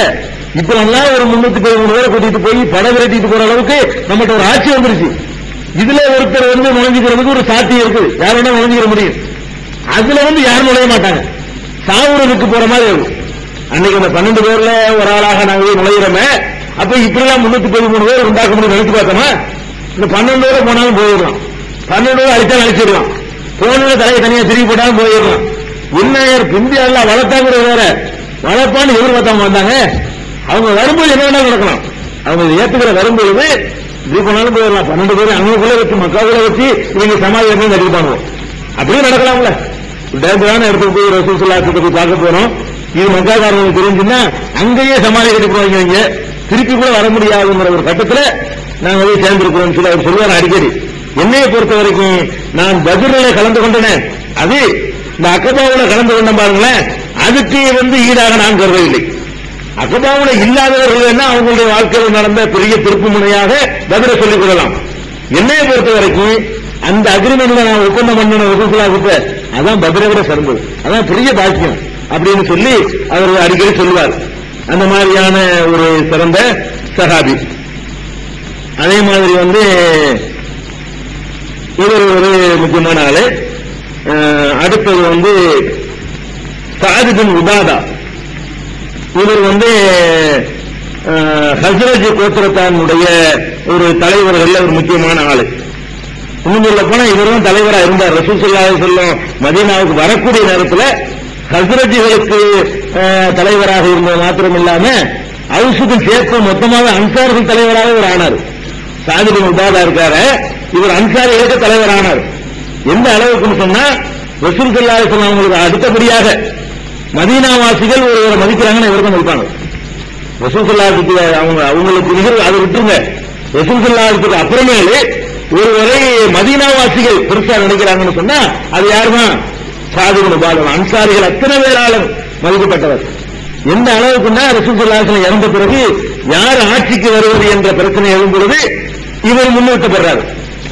மதீனாவாசிகள் சார்பாக இவரும், மக்காவாசிகள் சார்பாக அபூபக்கர் நிறுத்தப்படுறாங்க. இவருக்கு பின்னாடி மதீனா பூரா பிறகு நிற்குது, அன்சாரிகள் பூரா. நீங்க தான் தலைவர் தகுதியான ஆளு, நீங்க தான் வரணும்னு சொல்லி மதீனாவாசிகள் பூரா இவருக்கு பின்னாடி அனைவரும் நிற்கிறாங்க. அவ்வளவு ஒரு முக்கியமான ஒரு சஹாபி யாரு? சாத் பின் உபாதாங்கிறவங்க. ரசூல் ஸல்லல்லாஹு அலைஹி வஸல்லம் காலத்துக்கு பிறகெல்லாம் இதெல்லாம் இருந்தது. மற்றவங்க அவர் வீடு போயிட்டாங்க, கொஞ்ச நாள்ல போயிடுறாங்க. அந்த முதல் அக்கபாவில 12 பேர்ல ஒருவராக கலந்து கொண்ட பிறகு அதுல கடைசி வரைக்கும் இருந்து ரசூல் ஸல்லல்லாஹு அலைஹி வஸல்லம் காலத்துக்கு பிறகு இருந்தது ஒருவராள். இவர் பத்ர்ல கலந்து கொண்டதுல கருத்து வேறுபாடு இருந்தாலும் புகாரி இமாம் கலந்து கொண்டாருன்னு சொல்றாங்க. அவருடைய வரலாற்று நூல்ல இவர் பத்ர்ல கலந்து கொண்டிருக்கிறார், பத்ர் போர்ல அப்படின்னு சொல்றாங்க. அதே மாதிரி ரசூல் ஸல்லல்லாஹு அலைஹி வஸல்லம் அவர்கள் எல்லா பிரயாணங்களையும் போர்க்களங்களையும் போகும் பொழுது 2 கொடியை பிடிக்க சொல்லியிருப்பாங்க. எப்படி 2 கொடின்னா, முஹாஜிர்கள் அணிக்கு ஒரு கொடி, அன்சாரிகளுடைய அணிக்கு ஒரு கொடி. முஹாஜிர்கள் அணியுடைய கொடியை யாருக்கு இருக்குன்னா அலி ரலியல்லாஹு பிடிச்சிட்டு வருவாரு. அன்சாரிகள் சார்பாக கொடி பிடிச்சிட்டு வர்றது யாருன்னா இவர் தான். அப்ப ரசூல் ஸல்லல்லாஹு அலைஹி வஸல்லம் அவர்கள் அந்த அன்சாரிகளுக்கு அத்தனை பேருடைய பிரதிநிதியாக இவர் தான் கருதியிருக்கிறாங்க. அன்சாரிகள் எந்த ஒரு சபையில போனாலும் 2 கொடியோடு 2 கூட்டத்தாருக்கு 2 கொடி. அந்த கொடி பிடிக்கிற பொறுப்பு அலி ரலியல்லாஹு முஹாஜிர்னா மக்காவாசிகள், மக்காவிலிருந்து வந்தவங்க சார்பாக அலி ரலியல்லாஹு பிடிப்பாங்க. அந்த ஊர் மக்கள் சார்பாக பிடிக்கிற பொறுப்பு ரசூல் ஸல்லல்லாஹு அலைஹி வஸல்லம் அவங்களால இந்த சாத் பின் உபாதா ரலியல்லாஹு அன்ஹு அவங்கள்ட்ட தான் கொடுக்கப்பட்டுச்சுன்னா, அப்ப எந்த அளவுக்கு ஒரு முக்கியத்துவம் இவருக்கு இருந்திருக்குங்கிறத என்ன செய்யலாம், விளங்கிடலாம். அதே மாதிரி ரசூல் ஸல்லல்லாஹு அலைஹி வஸல்லம் இருக்கிற சபையில அவர் ஒரு நாள் வர்றாரு. வரும்பொழுது கூமு இலா சய்யிதிக்கும் அப்படிங்கிறாங்க ரசூல் ஸல்லல்லாஹு அலைஹி வஸல்லம். இது உங்கள் தலைவர் வருகிறார், வரவேற்கு எழுந்திருங்கிறாங்க. ரசூல் ஸல்லல்லாஹு அலைஹி வஸல்லம் உட்கார்ந்து இருக்கிற சபையில அன்சாரிகளா குழுமி இருக்கிறாங்க. அப்ப சாத் பின் உபாதா வர்றாரு. ரசூல் ஸல்லல்லாஹு அலைஹி வஸல்லம் வாயிலே அவரை தலைவருங்கிறாங்க. கூமு இலா சய்யிதிக்கும், உங்கள் தலைவரை நோக்கி நீங்கள் எல்லாம் எழுந்திருங்கள், வரவேற்க எழுந்திருங்கிறாங்க. வரவேற்கிறதுக்கு எழுந்திருக்கிறதுக்கு மார்க்கத்தில் அனுமதி இருக்குது. ஒருவர் வந்தார்னு சொன்னா வரவேற்பு மரியாதைங்கிற இடத்துல இல்ல, வர்றவரை வரவேற்கிறதுக்கு எழுந்து நிற்கலாம். அதே மாதிரி நம்மளை வரவேற்க அவரை எழுந்து நிற்கணும். இது உயர்ந்தவர்கிற அடிப்படையில் இல்ல. ரசூல் ஸல்லல்லாஹு அலைஹி வஸல்லம் தவிர உயர்ந்தவர்களை எந்திரிச்சு நிற்கிறவருக்கு அது கூடாது. அதாவது இவர் வந்தா நம்ம எந்திரிக்கணும், நம்ம அவர் எந்திரிக்க மாட்டார், அப்படி கூடாது. ஒருத்தர் நம்ம வீட்டுக்கு ஒருத்தர் வர்றாங்க, நம்ம வீடு தேடி வந்தவர்களுக்கு உட்காந்துக்கிட்டு என்ன அப்படி கேட்கக்கூடாது, வந்துட்டு வாங்க அப்படின்னு கூப்பிடுறதுக்கு அது யார் வந்தாலும், சின்ன ஆள் வந்தாலும் பெரிய ஆள் வந்தாலும் அது வரவேற்புல உள்ளது. அப்ப நான் போய் அவர் எந்திரிக்கணும். அது மாதிரி அதாவது அவர் வரும்போது நான் இருந்தால் நான் வரும்போது அவர் எழுந்திருப்பார். அது மரியாதை நிமித்தமாக ஒருவருக்கு எழுந்திருப்பதற்கு மார்க்கத்தில் தடை இருக்குது. ரசூல் ஸல்லல்லாஹு அலைஹி சொல்லிட்டாங்க, யார் ஒருவர் தனக்காக பிறர் எழுந்திருக்க வேண்டும் என்று விரும்புகிறாரோ அவர் தன்னுடைய தங்குமிடத்தை நரகத்திலே ரிசர்வ் செய்து கொள்ளட்டும்ங்கிறாங்க. தனக்காக ஒருத்தர் எந்திரிச்சு நிற்கிறது ஒருத்தர் ஆசைப்பட்டாருன்னா அவர் நரகத்தில் தனக்கு இடத்தை வாழி வருதா, தனக்காக நரகத்தில் ரிசர்வ் பண்ணிக்கிறட்டும்ங்கிறாங்க ரசூல் ஸல்லல்லாஹு அலைஹி வஸல்லம். யாருக்கும் எழுந்திருக்க கூடாது. ஒரு தலைவர் வர்றாரு, ஷேக் வர்றாரு, வாத்தியார் வர்றாரு, ஒரு மதகுரு வர்றாரு, ஆலிம் வர்றாரு, எழுந்திருக்க கூடாது. என்ன செய்யணும், வர்றான்னு வரவேற்க எழுந்திருக்கலாம். அது எல்லாருக்கும் எழுந்திருக்கணும். வர்றவங்க எல்லாம் வரவேற்கிறது எழுந்திருக்கணும். அது வரவேற்பு தவிர பாத்திமா வந்தாங்கன்னா ரசூல் ஸல்லல்லாஹு அலைஹி வஸல்லம் எழுந்திருந்து கூப்பிடுவாங்க. மக வந்தவங்க எந்திரிச்சு காமா சோமாரிக்கான்னு கூப்பிடுவாங்களாம். இது மரியாதைக்கு வேண்டியா? மகளுக்கு மரியாதை செய்யறதுக்காக தாத்தா எந்திரிப்பாங்க. இப்படி எந்திரிக்கிறதுக்கு அனுமதி இருக்கு மார்க்கத்தில். அதுக்காக வீடு வேண்டி வரும்போது கால் மேல கால் போட்டு உட்கார்ந்து இருக்க கூடாது. அது எந்திரிக்க கூடாது, தடை இருக்கு, இப்படி தக்க விளைவிக்கிற கூடாது. அப்ப இவரை வரும்போது ரசூல் ஸல்லல்லாஹு அலைஹி வஸல்லம் சொல்றாங்கன்னா, கூமு அன்சாரிகளை எழுந்திருங்கள், இலா செய்திக்கும், உங்கள் தலைவரை நோக்கி எழுந்திருங்கள். தலைவருக்காக இல்லை, இலாங்கிறாங்க. இலா செய்திக்கும், உங்கள் தலைவரை நோக்கி என்ன செய்யுங்க, எழுந்திருங்கன்னு சொல்றாங்களே. அந்த அளவுக்கு செய்யுது என்று அந்த ரசூல் ஸல்லல்லாஹு அலைஹி வஸல்லம் வாயினாலேயே சொல்லப்பட்டவர் யாரு? சாத் பின் உபாதா. இவரெல்லாம் அடித்தள அமைச்சவர். அந்த ஹஸ்ரஜ் கோத்திரத்தை எல்லாம் அப்படி முழுசா கைக்குள்ள எடுத்து அந்த அவ்வளவு அன்சாரிகளா மாற்றமும் ஒரு பங்கு இருக்கு. அந்த கோத்திரம் முழுசும் அப்படியே முழுசா அன்சாரிகள் ஆயிட்டாங்களே. அதுக்கெல்லாம் யார் காரணம்? இவர் எல்லாம் கருவியை பயன்படுத்திக்கிட்டான். அல்லா நாடிவர்களுக்கு நேரடி காட்டினாலும் அதுக்கு கருவியாக அல்லா இவர் நினைவுறான், யூஸ் பண்ணிருக்கான். அந்த மாதிரியான சிறந்த ஒரு சகாபி. அதே நேரத்தில் ஒரு சின்ன ஒரு அபூபக்கருக்கு பைய செய்ய மாட்டேன்ட்டாரு. அது ஒரு அவருடைய வாழ்க்கையில் உள்ள ஒரு பிரச்சனை என்னன்னா, அபூபக்கர் கலீஃபான்னு சொல்லி முடிவெடுக்கும் பொழுது இவர் அவங்க நான் ஏற்றுக்க மாட்டேன் அப்படின்னு சொல்லி ஆரம்பத்தில் நினைஞ்சிட்டாரு, பின்வாங்கிட்டாரு. ஏன்னு கேட்டா அவங்க வேற மாதிரி அந்த நேரத்தில் இருந்தாங்க. எல்லாருமே முஹாஜிர்களும் அப்படித்தான் இருந்தாங்க, அன்சாரிகள் அப்படித்தான் இருந்தாங்க. எங்க ஊருக்காரர்கள் தான் தலைவராக வரணும், அவங்களுக்கு ஆசை, உங்களுக்கு ஆசை. அது பிந்தி அவங்க தெரிஞ்சுக்கிட்டாங்க. பிந்தி பைய பண்ணாரு. ஆரம்பத்தில் புறக்கணிச்சு தலைநினைச்சாரு, கொஞ்ச நாளைக்கு ஒரு அதிருப்தியா இருந்துட்டு அப்புறமேல அவங்கள ஏத்துக்கிட்டாரு. புறக்கணிச்சிட்டாரு, ஏத்துக்கிட்டாரு. அது அவருடைய வரலாறுல ஒரு சின்ன ஒரு விஷயம் இருக்குது. மற்றபடி ரசூல் ஸல்லல்லாஹு அலைஹி வஸல்லம் ரொம்ப அன்பிற்கு உரியவராக இருந்திருக்கிறாரு. இவர் ஷாம் சிரியாவில் போய் இங்க இருந்து அபூபக்கருடைய ஆட்சி வந்த பிறகு சிரியா நாட்டுக்கு போயிட்டாரு. அங்க போய் நினைஞ்சாரு. ஹிஜ்ரி 15ஆம் ஆண்டு வஃபாத் ஆயிடுறாரு. ஹிஜ்ரி 15 அல்லது 16 2 ரிவாயத் இருக்குது. அது மாதிரி இருக்குது. அதே மாதிரி ரசூல் ஸல்லல்லாஹு அலைஹி வஸல்லம் அவர்கள் அடிக்கடி துஆ செய்வாங்க. அல்லாஹும்ம ஜஅல் ஸலவாத்திக வ ரஹ்மதக அலா ஆலி ஸஅத் பின் உபாதா. யா அல்லாஹ், உன்னுடைய அருளையும் உன்னுடைய அருட்கொடைகளையும் ஸஅத் பின் உபாதா குடும்பத்துக்கு வாரி வாரி வழங்குன்னு கேட்பாங்க. ஏன் கேட்கிறாங்கன்னு அப்படி அவர் பண்ணிருக்காரு. அவர் யாருக்கு இப்படி கேட்பாங்க? அடிக்கடி இந்த சாதுக்காக வேண்டி ரசூல் ஸல்லல்லாஹு அலைஹி வஸல்லம் துஆ செய்த ஒரு பேரை குறிப்பிட சொல்லுவாங்க. யா அல்லாஹ், இந்த ஸஅத் பின் உபாதாவுடைய குடும்பத்துக்கு நீ நிறைய அருள் புரி அப்படின்னு ரசூல் ஸல்லல்லாஹு அலைஹி வஸல்லம் கேட்கிற அளவுக்கு இவங்கெல்லாம் அந்த ஆதி காலத்துல தியாகம் பண்ணக்கூடிய அந்த 12 சஹாபாக்கள்ல முதல் ஒப்பந்தத்தில் உள்ளவங்கெல்லாம். அதே மாதிரி உபாதா பின் சாமித் சொல்லிட்டனா இல்ல, சொல்லியாச்சுல சொன்னதான். அதாவது நேற்று சொல்லியிருக்கேன், இன்னைக்கு சொல்லல, நேற்று சொல்லியிருக்கேன். ஆமா ஆமா. அப்ப உபாதா பின் சாமித்துங்கிறவங்க அந்த 12 பேர்ல உள்ளவங்க, சாட்டா வச்சுக்கிறோம் 12 பேர்ல உள்ளவங்க. அவங்கள ரசூல் ஸல்லல்லாஹு அலைஹி வஸல்லம் அவரையும் அபூ மர்சூதுங்கிறவரையும் சகோதரராக பிணைத்து விட்டாங்க. ஹிஜ்ரி செஞ்சு வந்தவரோட சேர்த்து விட்டாங்க. பத்ருக்கு பிறகு நடந்த ஒரு போர்ல கூட ஒரு பங்கெடுக்காம இருக்கல. உபாதா பின் சாமித் இருக்காங்களே, அவங்க பத்ருக்கு பிறகு எத்தனை போர் நடந்துச்சு, பத்ர்ல மட்டும் கலந்துக்கல. இந்த அக்கபாவில் கலந்துக்கிட்டாரு. பத்ர்ல நிறைய பேர் கலந்துக்கல, சர்ச்சையா நடந்தது. பத்ர் யுத்தம்ங்கிறது பிளான் பண்ணி முஸ்தீபா நடந்தது இல்ல, அது சர்ச்சையில யுத்தம் மாறிக்கிட்டது. அதனால அதுல நிறைய பேர் மிஸ் பண்ணி இருக்கிறாங்க. அது மாதிரி மிஸ் பண்ணது வராது. பத்ர்ல கலந்துக்கிறதுல பத்ருக்கு பிறகு நடந்த எல்லா போர்க்களங்கள்லையும் இந்த உபாதா பின் சாமித் ரலியல்லாஹு அன்ஹு அவர்கள் கலந்துகிட்டு இருக்கிறாங்க. இவர் ரம்லாங்கிற ஒரு ஊர்ல ஹிஜ்ரி 34 இறங்குகிறார். ஹிஜ்ரி 34 ரொம்ப லேட்டா. ஹிஜ்ரி 34 4 கலீஃபாக்கள் ஆட்சி தான் பிறகு. 4 கலீஃபாக்கள் ஆட்சி 30 வருடம் முடிஞ்சு வருது. அபூபக்கர், உமர், உஸ்மான், அலி 4 பேருடைய ஆட்சியும் ஹிஜ்ரி 30க்குள்ள இணைஞ்சிருது. அந்த முடிஞ்சிருது. ஹிஜ்ரி 30 இல்ல, ரசூலுல்லாஹ்வுக்கு பிறகு 30 40 முடிஞ்சிருது. அப்ப இது வந்து அலிரலில்லாவுடைய காலத்தில் இவர் இறந்திருக்காரு. 34வது வருஷம்னு சொன்னா அலிரலில்லாவுடைய ஆட்சி காலத்தில் இவர் இறந்திருக்கிறாரு. இவர் ஒரு நல்ல ஒரு முக்கியமான அந்த சகாபாக்கள்ல ஒருத்தர், அடித்தளம் போட்டதுல ஒருத்தர். நிறைய இவர் மூலமாக ஹதீஸ்கள் கிடைக்கிறது. மற்ற அந்த மதீனாவாசிகள் இருக்காங்கல்ல, அவங்களுக்கு நிறைய பேருக்கு ஹதீஸ் அறிவிக்கல. இந்த உபாதா பின் சாமித் அவங்கள்ட்ட வந்து பாத்தீங்கன்னா புகார்ல இருந்து முஸ்லீம்ல இருந்து பார்த்தா நிறைய ஹதீசுகளை மனப்பாடம் பண்ணி மக்களுக்கு சொல்ற பணியிலையும் இவருக்கு நல்ல ஒரு இடம் இருக்கு.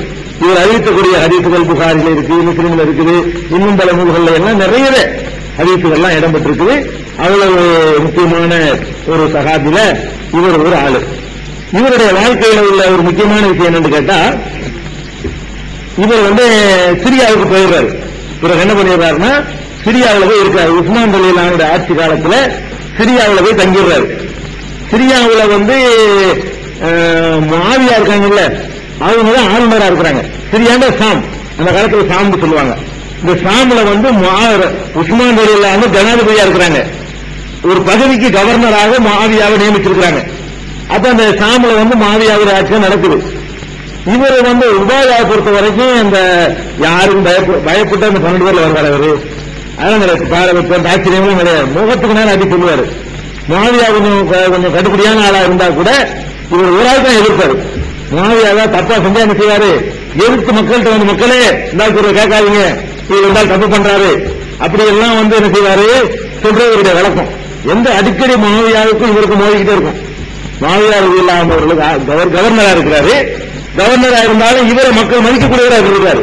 என்னடா ஆதி காலத்தில் வந்தவங்க, சீனியர், ரொம்ப முந்தைய பெருந்தியாகம் பண்ணவங்க அப்படிங்கிற வகையில் இவர் ரொம்ப மதிக்கப்படக்கூடிய நிலையில் இருக்காரு.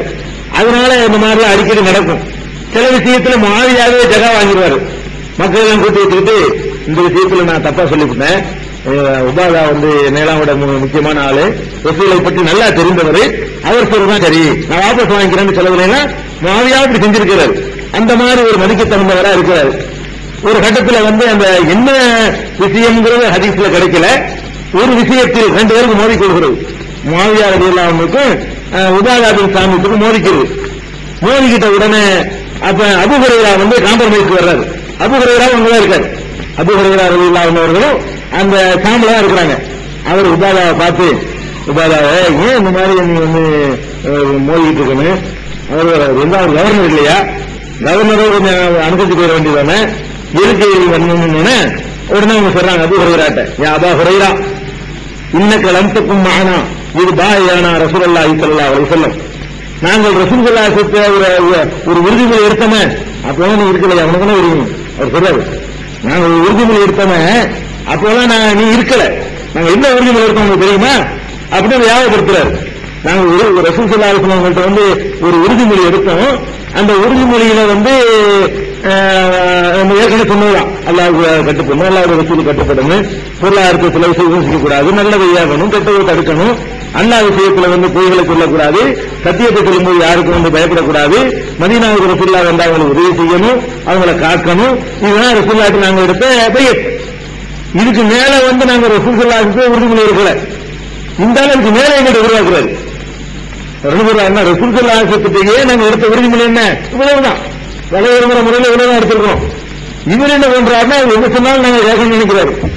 அவர் 100% அவருக்கு தப்பா சொன்னாலும் கேட்கணுன்ற அளவுக்கு அவர் வர்றாரு. இப்படி நாங்கள் எல்லாம் உறுதிமொழி எடுக்கலன்னு சொல்லி அவர் மறுத்துறாரு. உடனே முஆவியா என்ன பண்றாங்கன்னா இவர்களை கம்ப்ளைண்ட் பண்ணி உஸ்மான் ரலியல்லாஹு கடிதம் எழுதுறாங்க. இந்த ஆளு எனக்கு வந்து ரொம்ப குழப்பத்தை உண்டாக்கி போடுறாரு, சாம்பல ரத்தனை மதிக்க மாட்டேங்கிறான் சிரியாவில், இவர் வந்துட்டு எதிராக இருந்தாலும் இடங்கள் பண்ணிட்டு இருக்காரு அப்படின்னு சொல்லி உபாதா ரலியல்லாஹு கம்ப்ளைண்ட் பண்ணி உஸ்மான் ரலியல்லாஹுக்கு வந்து அனுப்பிடுறாங்க. அனுப்பின உடனே உஸ்மான் ரலியல்லாஹு பண்றாங்கன்னா அவர் சொல்றாரு, ஒண்ணு அவர் விட்டு பொறுப்பை கொடுத்துருங்க, அவர் வந்து பார்க்கட்டும், என்னைய விட்டுருங்க, இல்லைன்னா அவரை வந்து நீங்க கூட்டுக்குங்க, நீங்க மதீனாவை கூட்டிட்டு வச்சுக்கிறீங்க, உங்க கண்ட்ரோல்ல, இங்க தயவு செய்து வைக்க வேணாம் அப்படின்ற உடனே உஸ்மான் ரலியல்லாஹு வந்து அவருக்கு திருப்பி அனுப்புங்க, மதீனாவுக்கு அனுப்புரு அப்படின்ட்டாங்க. மதீனாவுக்கு வந்த உடனே நேர ஒரு உஸ்மான் ரலியல்லாஹு அவரு உபாதா பின் சாமித் ரலியல்லாஹு போறாங்க. போனா அது சொல்றாரு, போகும்போது அங்க போனா இந்த சாபிக்கீன்கள் இருக்கிறாங்களே, சாபிக்கீன்னா ஆவிலேயே வந்தவர்கள், இஸ்லாத்துக்கு வந்தவங்க இருக்காங்களே, அவங்களோட உத்தரவு கூட காணோம், எல்லாம் நேற்று வந்து முன்னாள் வந்தெல்லாம் சுத்திட்டு நிக்குது. உஸ்மான் ரலியல்லாஹு வந்து ஒழுங்கா நிர்வாகம் பண்ணுகிறாரு, என்ன சொல்ல வர்றாருன்னா, ஆதியிலேயே உசுரை கொடுத்து அதை கொடுத்து ஒருத்தர் பக்கத்தில் வச்சிருக்காருன்னு ஒருத்தருங்க. அந்த மாதிரி ஆள்ல ஒரு ஆள் தான் உஸ்மானோட இருந்தாங்க, ஒரே ஒருத்தர் தான் இருந்தார். பாக்கி எல்லாம் யாருமே தெரியாத ஆளுக்கெல்லாம் அவருக்கு ஆலோசனை ஆகிட்டாங்க. இந்த நிலையில் அவர் நிலையிறார்.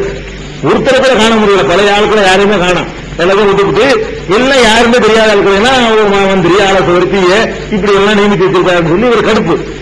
நேரம் உள்ள போறாரு. போன உடனே உஸ்மான் ரலியல்லாஹு என்ன செய்யறாங்க, பயப்படவே இல்லை. நேரம் மன்னர்லாம் தலைவர்லாம் பார்க்கல. போன உடனே மாலனா விளக்க உபாதா என்ன உனக்கு நமக்கு ஏன் இப்படி மோதிட்டு இருக்கிற அப்படின்னு சொல்லி நேரடியா விசாரிக்கிறாரு. உடனே உபாதா ரலியல்லாஹு என்ன செய்யறாங்க, என்னடா இவர் எடுத்தவன குற்றம் முத்திரமா என்ன நடக்குது வேக மாட்டேங்கிறாரு, ஏன் இப்படி தெரிவிக்கிறார், மாவியா சொன்ன மாதிரியே இவரும் போறாரு கூட வேகமா வெளியே வர்றாரு. மக்களை எல்லாம் கூப்பிடுறாரு, மக்களே மக்கள்கிட்ட வர்றாரு, மக்களே சமயத்து ரசூலுல்லாஹி ஸல்லல்லாஹு அலைஹி வஸல்லம் அபுல் காசிம் முஹம்மதன் ஸல்லல்லாஹு அலைஹி வஸல்லம், அபுல் காசிம் என்ற முஹம்மது ஸல்லல்லாஹு அலைஹி வஸல்லம் சொல்ல நான் கேட்டிருக்கிறேன். இன்னஹு சயலி உமூரக்கும் பாதி ரிஜாலுன், எனக்கு பிறகு சில பேர் உங்களுடைய இந்த அதிகாரத்தில் வருவார்கள், உங்கள் அதிகாரம் என்ற பொறுப்புக்கு வருவார்கள். அவர்கள் யாரிபூனக்கும் மா துன்கிரும், நீங்க தப்புன்னு நல்ல தெரிந்த விஷயத்திலும் நல்லவென்று நினைப்பார்கள். என்கிறோன் அழைக்கும் மா தாரிஃபும், நீங்க நல்லதுன்னு நினைக்கிறதெல்லாம் தப்புமாங்க, நீங்க தப்புன்னு நினைச்சதெல்லாம் நல்லதுன்னு நினைப்பாங்க. இந்த மாதிரியான ஆட்கள் ஒரு கட்டத்தில் ஆட்சிக்கு வருவார்கள். அப்படி வந்தால் இவன் அசல்லாக தபாரக்கிறதாலா, அல்லாவுக்கு மாறு செய்தவருக்கு எந்த கட்டுப்பாடும் கிடையாது, கட்டுப்பட வேண்டிய அவசியம் கிடையாது என்று ரசூல் ஸல்லல்லாஹு அலைஹி வஸல்லம் சொல்ல நான் கேட்டிருக்கிறேன் அப்படின்னு மக்கள்கிட்ட சொல்றாரு. இவர் சரியில்லை ஆளு, இவர் நல்லதுதான் கெட்டதுங்கிறாரு, கெட்டவனே நல்லதுங்கிறாரு, ஒழுங்கா இவர் கடவுட தெரியல உஸ்மான் ரலியல்லாஹு எதிராகவே பகிரங்கமா கருத்து சொல்றாரு. அல்லாஹ்வை தவிர யாரும் பயப்படாதவங்க. அதாவது உஸ்மான் ரலியல்லாஹு ஒரு ஆட்சி தலைவர், அவருடைய ஆட்சி சாம்ராஜ்யம் சாமுதிரியா வரைக்கும் எங்கேயோ போயிருக்குது. அவ்வளவு பெரிய ஆட்சி தலைவராக இருந்தாலும் அந்த சத்தியத்தை சொல்றதுல யாருக்கும் பயப்படக்கூடாது, அது அந்த ரத்தத்தில் ஊர்னது. அதனால வரம்பிடிச்சு இருக்கு. ஒரு மாதிரி ஆட்கள்லாம் அந்த 12 பேர்ல ஒருத்தரா இருக்கு வரம்பிடிச்சுன்னு சொன்னா அந்த ஊருக்கு போனது அப்படியே அவனுக்கு அதெல்லாம் கூடாது, பயம் கூட இருக்கக்கூடாது. கடுகளை கூட பயம் கிடையாது. அந்த மாதிரி உஸ்மான் ரலியல்லாஹு கடுமையாக விமர்சித்தவர் ஒரு ஆள். அது உஸ்மான் ரலியல்லாஹு நிறைய பேர் விமர்சிச்சிருக்காங்க. உஸ்மான் ரலியல்லாஹு ஒரு பலவீனமே அதானே, அவங்களுடைய பெரிய பலவீனம் என்னன்னு கேட்டா உறவினர்களை மாத்திரம் முக்கியத்துவம் கொடுத்து சொந்தக்காரங்களையா அப்படி பொறுப்பு மாவியா அந்த மாதிரி ஆட்களையா சொந்தக்காரங்க, அதுல இஸ்லாமிய வரலாறு சேர்ந்து போனது. ஒரு அப்பா இது மாதிரி வெளித்தனமான ஒரு ஆளு நம்ப முடியாம நம்பாத ஆளெல்லாம் நம்பி ஏமாந்துருவாங்க. அதை இவர் விமர்சனம் பண்றாரு, அந்த காலத்துல விமர்சனம் பண்ணிருக்கிறாங்க. அப்ப இந்த மாதிரி உபாதா பின் சாமித் அவர்களும் ரொம்ப இஸ்லாமிய வரலாற்றுல, மதீனாவுடைய வரலாற்றுல, ஹிஜ்ரத்துடைய வரலாற்றுல பொன்னெழுத்துக்களால் குறிக்கப்படணுங்கிறோம்ல, அப்படிப்பட்டவர்கள் ஒரு ஆள் உபாதான்னு சொல்லி அவரெல்லாம் உபாதான் வைக்கிறாங்க. சொல்லுங்க பார்ப்போம். அசோகன் வைக்கிறாங்க, வேற ஏதோ ஒரு அசோகன் வச்சுக்கிட்டு வைக்கிறாங்க. அசோக மகன் என்று இருந்தாருன்னா அசோகம் வைப்பாங்க. சரி, உபாதான் யாரா வைக்கிறாங்களா அப்படிலாம் யாருமே என்ன செய்யவில்லை, நினைச்சு கூட பார்க்கறதில்லை. அது மாதிரி தியாகிகளை பத்திலாம். அடுத்தது அப்துல்லாஹ் பின் ரவாஹா. இந்த 12 பேர்ல அப்துல்லாஹ் பின் ரவாஹாங்கிறவர் ஒரு பெரிய சஹாபி. இவர் ஹஸ்ரத் கோத்திரத்துக்காரரு. இவர் ரொம்ப பிரபல்யமான கவிஞரும் கூட. அப்துல்லாஹ் பின் ரவாஹாங்கிறவர் பெரிய கவிஞர். அபு ரவாஹா என்று இவரை சொல்லுவாங்க. இவருக்கு சந்ததிகள் கிடையாது, வாரிசு இல்லாம இவர் இறந்து போனவர். இவர் அந்த 12 பேர்ல ஒருவராக இருந்தார். பத்ர்ல கலந்துகிட்டாரு. பத்ருக்கு பிறகு நடந்த எல்லா யுத்தங்களையும் ரசூல் ஸல்லல்லாஹு அலைஹி வஸல்லம் கலந்து கொண்ட யுத்தமா இருந்தாலும் சரி, அதுக்கு கலீஃபாக்கள் காலத்தில் நடந்த யுத்தமா இருந்தாலும் சரி, ஒண்ணு விடாம கலந்து கொண்டவர். பத்ர்லையும் கலந்துகிட்டாரு. பத்ர்ல இருந்து ஆரம்பிச்சு மொத்தாண்டு ஒரு போர் நடக்குது. அந்த போர்ல இவர் ஷஹீதாகிறாரு. அது வரைக்கும் இவர் ரசூல் ஸல்லல்லாஹு அலைஹி வஸல்லமோடவே கூடவே என்ன செஞ்சவர் இருந்தவர். அந்த மாதிரி உள்ளவர். இவரை மிக்தாதுன்னு நம்ம கேள்விப்பட்டிருக்கோம்ல, ஆதி காலத்து இஸ்லாமியர்கள் ஒரு ஆளு. 7 பேர் 8 பேர் இருந்தாங்களே, அப்ப உள்ள மிக்தாது தான் இவருக்கு சகோதராக்குனாங்க ரசூல் ஸல்லல்லாஹு அலைஹி வஸல்லம். அப்துல்லாஹ் பின் ரவாஹா மதீனாக்காரர் தானே. இது ஒரு ஆளை மக்காக்காரர் ஒரு மதீனாக்காரர் சேர்த்து விடுவாங்கல்ல, அப்படி சேர்த்து விடுறதுக்கு இவருக்கு கிடைச்சது ஒரு மாதிரி தியாகிக்கு அது மாதிரி தியாகி. ஆதி காலத்துல தியாகம் பண்ணக்கூடிய மிக்தாத் ரலியல்லாஹு அன்ஹு அவர்களைத்தான் இவரோட அப்துல்லாஹ் பின் ரவாஹாவோட ரசூல் ஸல்லல்லாஹு அலைஹி வஸல்லம் சேர்த்து வச்சிருந்தாங்க. அதே மாதிரி ரொம்ப தைரியமான ஆளு. ஒரு அசீர் பின் ரஃப்ரான் சொல்லி ஒரு யஹூதி ஹைபர்ல பெரிய படையை வச்சுட்டு ரொம்ப அக்கிரமம் பண்ணிட்டு இருந்தான். 30 பேர் எங்களை அனுப்புங்க ரேட்டு வாங்கிட்டு போய் ஜெயிச்சுட்டு வந்தாரு. ஒரு 30 பேர் கூட அனுப்புங்க, நான் வச்சு கொண்டு வர்றேன்னு சொல்லி அப்படி போயிட்டானவர். ஆயிரக்கணக்கெல்லாம் தேவையில்லை. ரொம்ப வாய் வீசுறது, அம்பு எய்வது, அந்த போர் தந்திரங்கள்லையும் ஒரு கெட்டிக்காரர், ஒரு கவிஞராக இருந்தாலும் அதெல்லாம் இருக்க குருமானாக கேட்டேன். கவிஞன்னா கொஞ்சம் கொலையா இருப்பாங்க. இந்த மிகைப்படுத்துறாங்க வீரம் இருக்காதுங்க. இவர்களுக்கு ஒரு முரண்பாடு என்னன்னு கேட்டா, கவிஞரோட வீரம் இருந்திருக்கு. கவிஞராகவும் இருந்திருக்காரு, ரொம்ப பெரிய வீரராகவும் இருந்திருக்காரு. அப்புறம் கைபரை வெற்றி கண்ட பிறகு கைபர்ல அந்த ஜக்காத்தை வசூலிப்பதற்கு மதிப்பிடுவாங்கல்ல, மதிப்பிடுறா மரத்தை பார்க்கறது, இதுல இத்தனை டன்னு வரும் பேருக்கும் போலாம், இதுல இவ்வளவு வரும் கணக்கு போட்டு எவ்வளவு வருமானம் வரும் முன்னாடி மதிப்பிடுவாங்க. ஜக்காத்தை ரசூலுல்லாஹி வசூலிக்கிறதுக்கு முன்னாடி சில ஆட்களை அனுப்பி, அதாவது பெரிய பெரிய நிபுணருங்க ரசூலுல்லாஹி எல்லாத்துக்கும் பிளான். ஜக்காத்தை வசூல் பண்றது இல்ல, முதல்லயே இப்ப ஜக்காத்து 3 மாசத்துக்கு பிறகு வசூல் பண்றாங்கன்னு வைங்களேன். 3 மாசத்துக்கு முன்னாடி ஆள் அனுப்பி கைபொருள போ, அங்க உள்ள மரங்கள் எல்லாம் பாரு எவ்வளவு தேரும், அதுல அந்த மலையில அழுகி போறது, கூட்டி போறது, பல்காம போறதெல்லாம் கழிச்சுட்டு என்ன எவ்வளவு தேரும், அதுல ஜக்காத்து எவ்வளவு வரும்னு சொல்லி வருவாயை முன்கூட்டியே பிளான் பண்ணக்கூடியவர்கள் ரசூலுல்லாஹி இருக்கணும். ஒவ்வொரு பதவியும் ஜக்காத்து வசூலிக்கிறது வந்து அங்கிருந்து எவ்வளவு கிடைக்கும் முன்னாடி கணக்கு போடுவாங்க. அதை வச்சுதான் பட்ஜெட் போடுறது. நீங்க பட்ஜெட்டை போட்டு அப்புறம் வரிய போடுறாங்க. ரசூலுல்லாஹி முதல்லயே 3 மாசத்துக்கு என்ன கிடைக்கும் போதெல்லாம் அவ்வளவு கிளீனா என்ன செய்வாங்க, வகுப்பு வச்சுக்கிட்டு கையில இருக்கிற மாதிரி வச்சுக்கிட்டு தான் தீர்மானம் பண்ணுவாங்க. அந்த கைபர்ல மதிப்பு போடுற பொறுப்பு இருக்கு. கைபர்ல போய் என்ன கிடைக்கும்னு சொல்லி ஒரு பொருளாதார நிபுணர் அர்த்தம் இல்ல, இவர் பெரிய வீரர் மாத்திரம் இல்லாம ஒரு பொருளாதார நிபுணராக இருந்திருக்கிறார். அப்படி கணித்து இந்த இவ்வளவு நமக்கு கிடைக்க வாய்ப்பு இருக்குது, அதுல ஜக்காத்து நமக்கு 20% இவ்வளவு வரும், அதுல 10% அவ்வளவு வரும், இந்த கைபர்ல இருந்து இவ்வளவு ரூபாய்க்கு வர சான்ஸ் இருக்குன்னு சொல்லி முன்னாடியே கணித்து சொல்லுவாரு. அந்த பொறுப்பை ரசூலுல்லாஹி அலைஹி வஸல்லம் கொடுத்திருந்தாங்க. அதே மாதிரி ஜெயித் இப்னு அர்கம் சொல்லி ஒரு சஹாபியை நம்ம கேள்விப்பட்டிருக்கிறோம். அந்த ஜெயித் இப்னு அர்கம் அனாதையான இவர் தான் எடுத்து வளர்த்தார். அனாதை குழந்தைக்கு அரவணைச்சுக்கிட்டு இருந்தார். அது மாதிரி உள்ள ஒரு நல்ல கவிஞர், வீரர், ஒரு நல்ல ஒரு பொருளாதார நிபுணர், ஒரு தியாகி யாரு, இந்த அப்துல்லாஹ் இப்னு ரவாஹா. இந்த மாதிரியான ஆட்களுடைய தியாகங்கள் தான் இந்த இஸ்லாத்துக்கு என்னவா இருக்கு, இவங்க சிந்தனை வேர்வைகளும் ரத்தங்களும் இஸ்லாத்துக்கு அடிவரமா இருந்திருக்கு. இது மாதிரி இவங்க இன்னும் சில பேர் இருக்கிறாங்க. அதுலையும் அதுக்கு பிறகு ரசூலுல்லாஹி ஸல்லல்லாஹு அலைஹி வஸல்லம் அந்த ஹிஜ்ரத் பயணத்தையும் நம்ம முடிச்சுட்டோம்னு சொன்னா அப்புறமே நம்ம வரலாறா இருக்காது. அப்புறமேலாம் ஒரு தொகுப்பா வந்துடும் போர்கள், அந்த மாதிரி வேற மாதிரி ஒரு டைப்ல நம்ம வச்சுக்கிறோம்.